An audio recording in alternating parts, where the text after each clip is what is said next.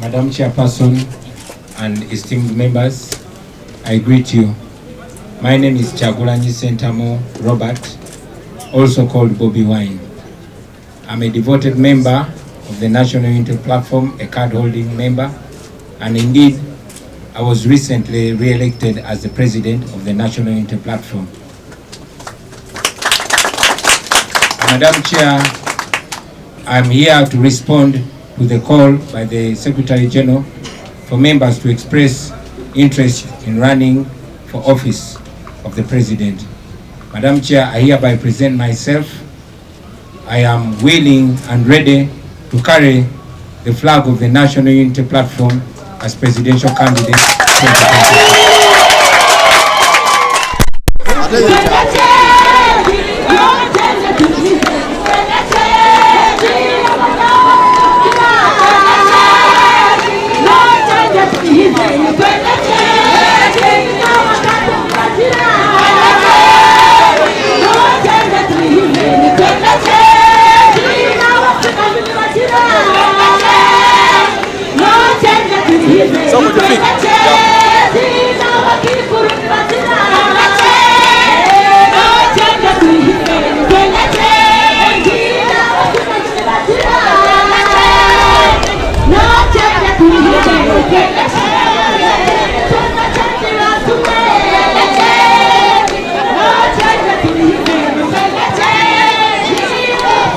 Muna business tumula business yo ngolanga nafe wano ku Wonders Just ku sente ntono ddala olufuna obukadde n'obukadde wa bakasitoma mulimu kigokola duulanga nafe tojja kwejjusa nkiddamu tojja kwejjusa okumanya ebisingawo tukubire ku noti 755 57 44 18 Wonders Just okuyamba guba mutima.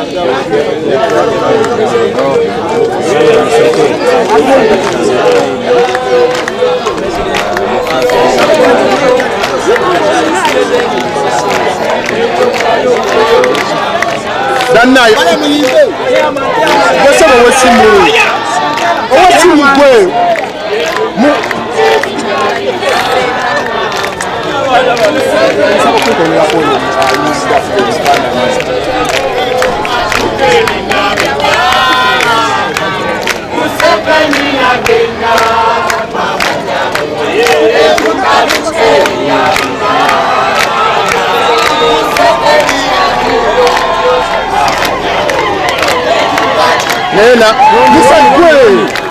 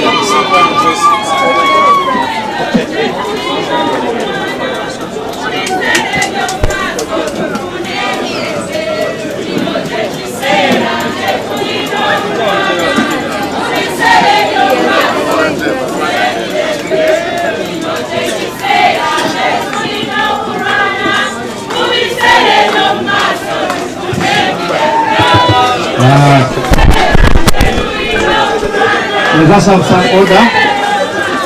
Dear members, Mr. President of the National Unity Platform, and your beloved wife, on behalf of the EMC, I want to welcome you and the team you have come with.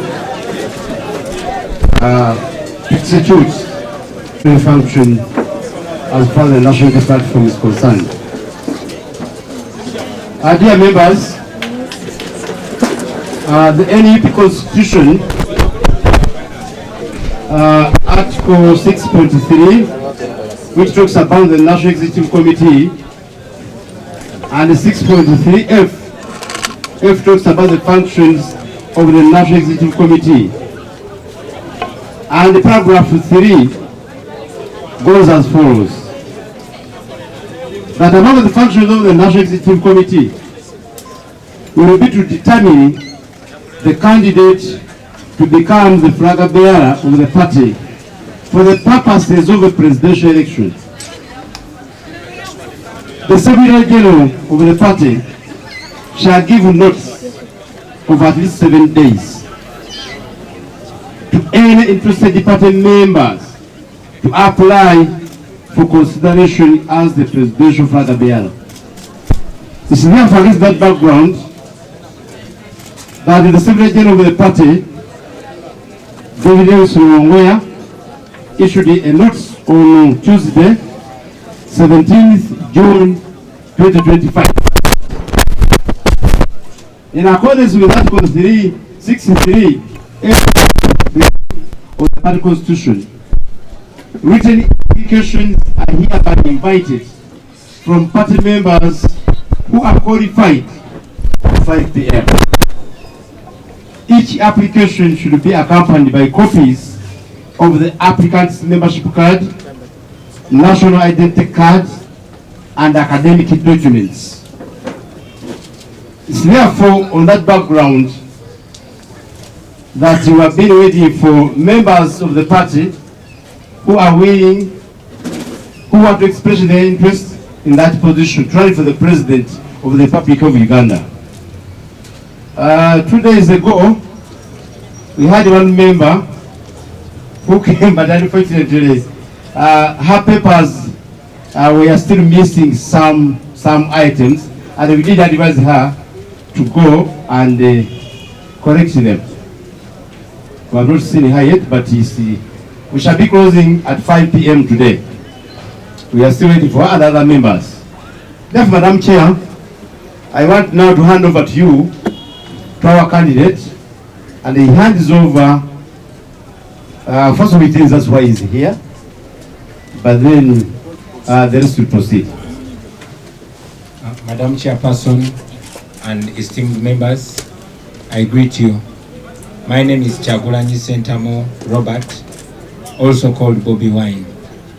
I'm a devoted member of the National Unity Platform, a card-holding member, and indeed, I was recently re-elected as the president of the National Unity Platform. Madam Chair, I'm here to respond to the call by the Secretary General for members to express interest in running for office of the President. Madam Chair, I hereby present myself. I am willing and ready to carry the flag of the National Unity Platform as presidential candidate 2024.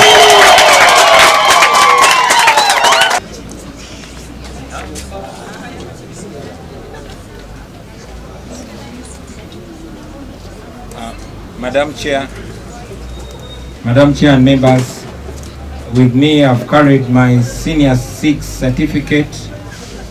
I've also, this is my Senior 6 certificate. I've also carried a diploma. I also hold a diploma in music, dance and drama of Makerere University. I also hold a bachelor's degree in law of Cavendish University. Madam Chair, also hold the certificate of leadership in 21st century of Harvard University.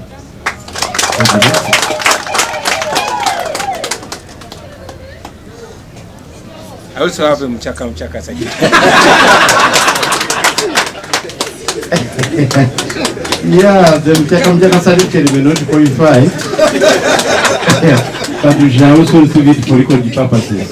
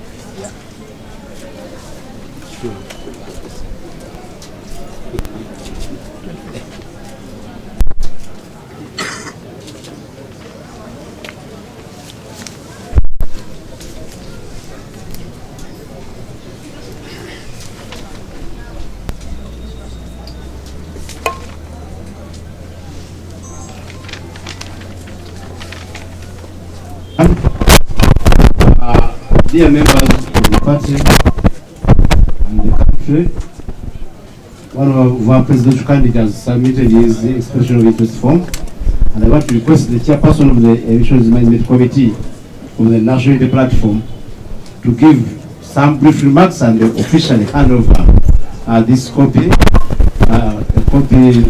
confirm that he has submitted. Him, then secondly, after that, a few minutes, we'll also make some remarks.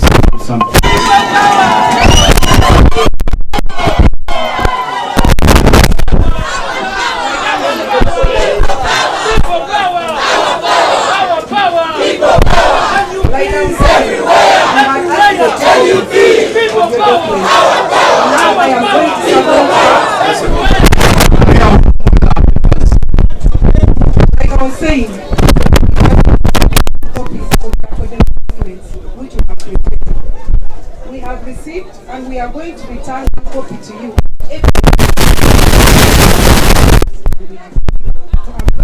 Forward this to you as committed to the documents as the president of the National Unity Platform as we wait for other updates. Thank you so much.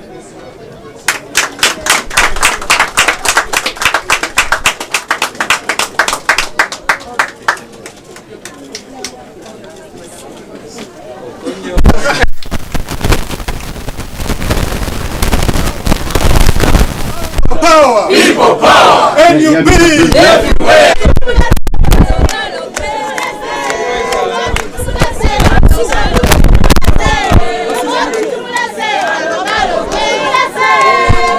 Okusingira ddala, do I start with English or with Luganda? Soke Luganda. Soke Luganda. Abanange era kyakitiibwa olunaku lwaleero enyanukula okuyita kwa Secretary General w'ekibiina yarangirira nti abo abasobola era bandyagadde okukwatira bendera ekibiina kyaffe kuvuganya ku President bwa Uganda. Luvannyuma lw'okwefumiitiriza ennyo n'okwerowooza n'okwogeraganya n'abantu b'enjawulo nammwe mikwano gyange nate ku mulundi guno nsazeewo omulundi ogwokubiri okwewaayo nkwatira ekibiina kyaffe flaga ku President bwa Uganda.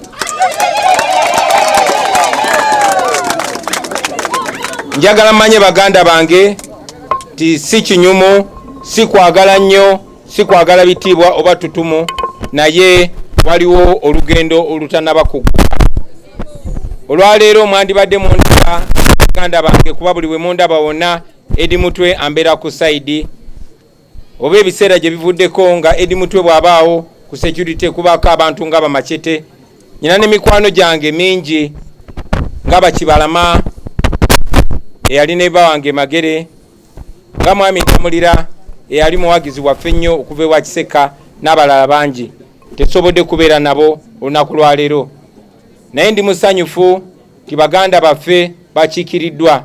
Kyakitiibwa nti olunaku lwaleero nzize ne maama wa Edi Sikuufu gwe tumanyi nga Edi Mutwe abeerewo olwaleero. Ndi musanyufu nti olwaleero ndi ne maama wa Machete oba Sekitoleko Yasini, kubanga Sekitoleko taliiwo, Edi Mutwe ali mukomera ne Machete bali mukomera awatali musango.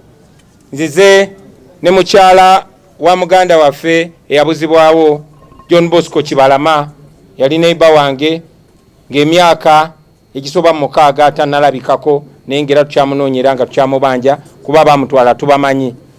Nzize ne mukyala Damulira, Mwami Damulira bamubuzaawo yali akolera wa Kiseka paka olunaku lwaleero tannaba kulabikako. Of course nzize ne mutabani wange Shadrack Mbogo naye abeerewo ku lw'abaana bange, naye okusingira ddala nze ne mukwano gwange asinga gwe bayita Barbara Kyagulanyi. Okujja n'abantu bano njagadde enju yange ekiikirirwe, naye n'okusingira ddala mikwano gyange bakiikirirwe okutujjukiza ffenna nti waliwo olugendo olutanaba kuguka, waliwo unfinished business. Twawangula ku mulundi guli akalulu kaffe ne bakabba, bangi bali bagala tubiveeko ne twagana okubivaako kubanga tetugenda kuwanika paka nga tutuse ye twagala okutuuka. Kwe kusalawo olwaleero nesowoleyo era baganda bange mwenna aba National Unity Platform mbasabe obuwagizi singa munankwasa flag okubakiikirira sigenda baswaza sigenda batiririra.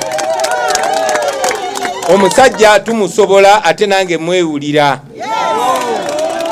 So bwe munanesiga baganda bange kakasa kijja kuleetera ne Uganda yonna okuneesiga era nkakasa nti obuwanguzi tujja buleeta pozi nga twegaseeko okulwana kwaffe ffenna ffenna ne kaweefube waffe ffenna ffenna tulabe ng'obuwanguzi bwaffe tetukoma buwangula wabula nga bulangirirwa.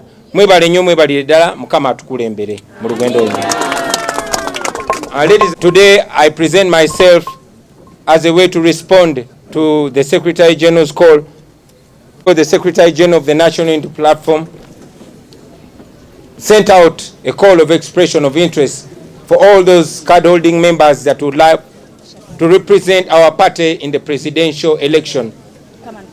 I hereby present myself to hold the flag of the National Unity Platform in the forthcoming 2026 presidential elections. I've submitted my documents and I'm ready and good to go. With me, you know, usually when I appear, expected to be on my side is my brother Eddie Mutwe. People on my security like Sechitori Koyasin, also known as Machete, but we don't have them today because they are wrongfully detained. Eddie is not here with me, but I am here with his mother. Machete or Sechitori Koyasin is not here with me, but I'm here with his mother. John Bosco Chibalama is not here with me, but I'm here with his wife. And Damulira is not here with me, but I'm here with his wife.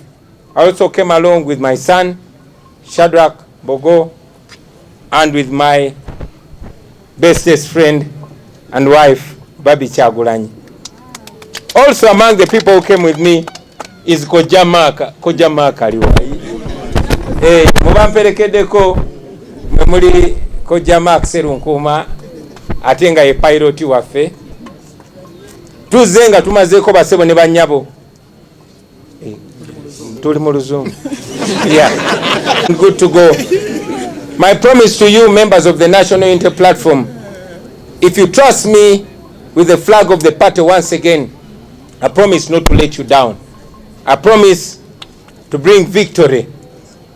I'm not guaranteeing the announcement, but I trust that with efforts of all of us, friends, we can have our victory announced. I am sure we are going to get the victory. But to announce the victory is going to take all of us. So, if you trust me, I will ensure that I use all my might in this forthcoming protest vote, not to let you down, ladies and gentlemen. Thank you very much, and may God guide us all the way. People power! Our power. Our power! People power. Thank you. Thank you very much.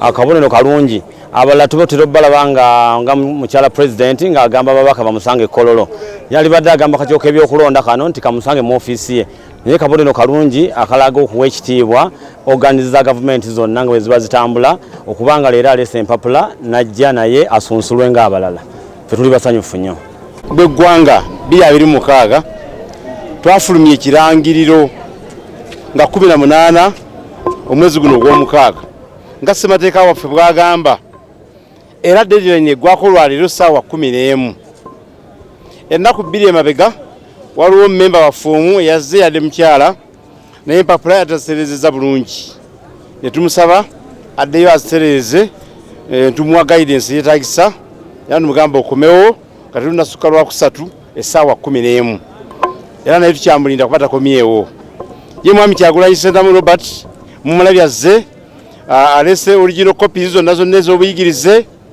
era nga ebisaanyizo ebitandikirwako ebisooka byonna byonna bituukirizza bulungi era saawa bulayi saawa ng'emu n'ekitundu tuggalewo kati we twogerera ku saawa 11 tujja kuba tuggalawo yenna gye saawa eno tumwaniriza tumukonerako era tuli mu ofiisi yaffe tulinze bakandidesi bonna bajja paka saawa 11 bazikona saawa 11 so far tujja babuulya abakandidesi abanabazze naye wenjogera essaawa eno tukyalina kandidate omu mwami Kyagulanyi Robert Sentamu era omu kwaba abegwanyiza tiketi y'ekibiina ya National Unity Platform kubaka ba Parliament ow'ekitundu ekyo. Olunaku olwaleero nze nsanyufu nnyo nti negase ku bannayuganda batonotono ababaddewo ng'ebyafaayo ekyamazima bikolebwa era nga biwandiikibwa. So tetuze wano just kwerekera bwerekezi president waffe kukomyawo mpapula oba tuze wano kwegatta ku byafaayo nga biwandiikibwa. Bw'olaba nga akulembedde olutabaalo aleese empapula ze ffe abali mu nsonga zino ez'okulaba nti tukiza okulembeze bw'eggwanga ekyamazima tuddamu amaanyi ne tufuna obukakafu nti bwe tuliiko oba oliawo bya ddala kuba bino si byakufuna bufunyi bifo wabula byakukyusa bukulembeze bwa ggwanga. So ffe abamu ku beetabye ku mukolo guno omukulu ng'akomyawo empapula nkakasa bulungi nnyo nti ekigere ekisooka mu kukyusa obukulembeze bw'eggwanga mu kuggyawo obwannakyemalira ekyamazima tukitambuddeko ng'ate nze omu ku bo ababaddewo nga tuyingira mu Uganda empya era manyi bulungi nnyo nti ebyafaayo bikoleddwa olwaleero tulibeerawo ne tubinyumiza abaana baffe n'abazzukulu. Okuba gye tutandikira ekyaddondo okulaba nga ne kaseera kano tukyali ffenna olwaleero luno bwe tulaba nti ddala akyali ku mitima gy'abantu ate nga naye akyali n'emitima gy'abantu okulaba nga atambula nabo kinsanyusa. Nange ndi musanyufu era eddoboozi lyange ndigatta ku bannansi bonna abasanyukidde okulaba nti avuddeyo okulaba nga ate akomawo okunonola Uganda empya, Uganda yaffe. N'olwekyo abantu bange ab'omu Kyebando West mbagamba nti kati bino bye tuliko bya ddala era tulina kufungiza butassa mukono. Ne luli yabuleeta naye ffe tukkiriza nti babuteekamu amancoolo n'ebikola eby'ekiyaya twagala ku luno Mukama abakwateko bagwemu omutima ogw'obutagala ggwanga lyabwe ne beeyagaliza bokka tufune ku bukulembeze obulala Uganda yonna bweyayaanira. Olwaleero ekira kyenjagala okwebaza pulezidenti waffe bwe buteegulumiza ffe twagalako omukyala omukulembeze w'eggwanga ayita ababaka bagende Kololo musisinkana ne pulezidenti abadde alina obuyinza obuyita akakiiko k'ebyokulonda mu NUP kagende mu ofiisi ye kabe nga kajja empapula ze naye tumulabye nga ajja n'omukyala ne famire yonna banone empapula. Twagala okumwebaza olw'obuteegulumiza n'okukola ng'ensi entuufu bweteekeddwa okukola.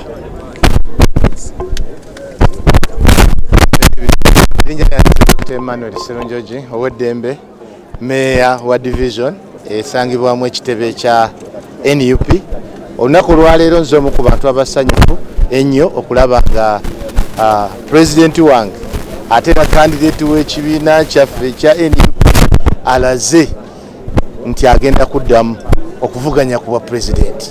Ekyo kikulu tatiriridde bantu be azzeemu. Ku mulundi guno tulina okukkiriza kwa njawulo nnyo nti nno obuwanguzi bwaffe tebujja kukwatibwako. Kyenkakasa nti abantu ba Uganda bagenda kukola nga bwe bakola luli kumpi n'okusingawo. Ffe tukakasa bagenda kusinga ku luli. Ekisooka mwami Museveni obukulembeze bumulemye nnyo okusinga bwe bwali bumulemye ku luli. Ebizibu bannayuganda bye balina bingi nnyo okusinga ebyaliwo ku luli. Amalagala mu malwaliro temuli okusinga bwe kyali. Abantu bakubiddwa basibiddwa babbiddwa okusinga bwe kyali luli. Akabonero akalaga nti abantu beeyongedde ku mukyawa bukyayi. Kati ffe kye tulina okukola kunyweza bwe twalina tubugatteko obulalo obuvaayo bamulangirire tuteekewo embeera egenda okulaba ng'emulangirira. Twagala okukkiriza nti ku mulundi guno tutunulira muntu ku buntu.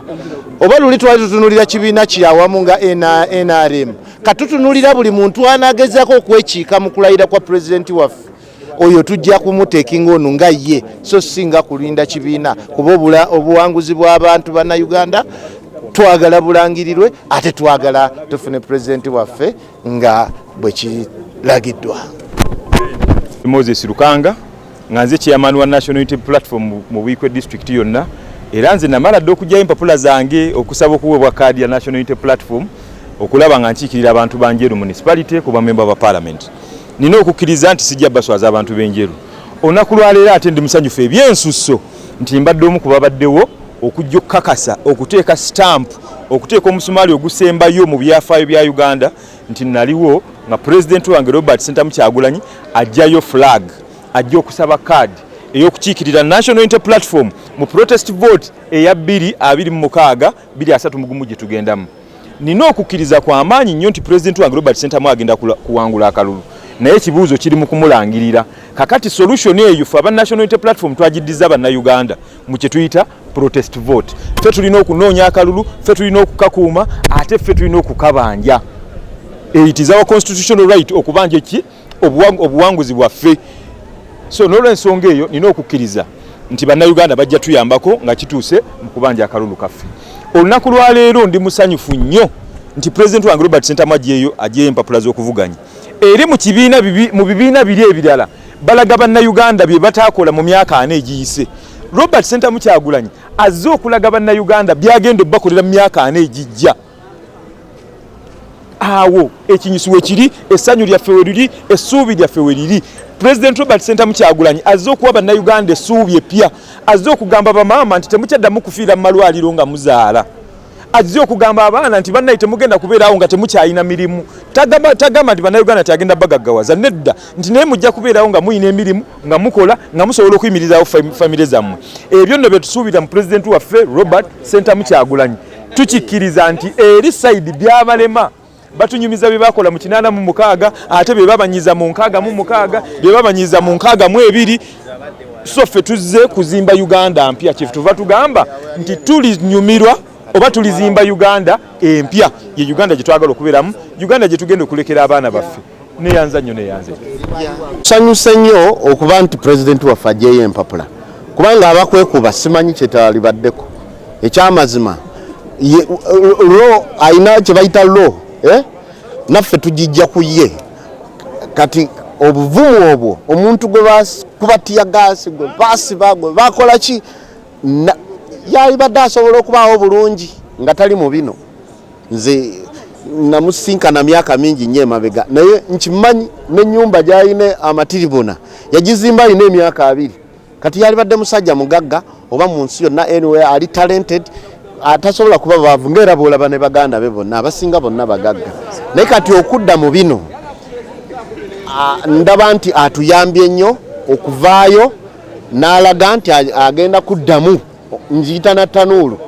Naye njagala omukakasa naffe ng'emirandira gye tuli banywevu, wabula tugenda kwongera kusima kwongererayo ddala egibadde gino gye bayita fibrous, katugenda kusimbira ddala taproot ginywerere ddala nga yadde kalinda luzi yadde wano batuzoganyizaamu mu byabavubuka n'ebirala, naye ng'akeero siwa n'abalala tulina okulaba nga twenyweza tulabe nga bano abatutwanya batukola ki tubagirawo ddala. Naye nga ndi musanyufu kubanga abakwekuba kyali badde kibi nnyo. Munna bizinesi tumbula bizinesi yo ng'olanga naffe wano ku Wonders Just ku ssente ntono ddala olw'ofuna obukadde n'obukaddiwa bakasitoma. Mulimu kigookola duulanga naffe tojja kwejjusa, nkiddamu tojja kwejjusa. Okumanya ebisingawo tukubire ku nooti 755 57 44 18. Wonders Just okuyamba guba mutima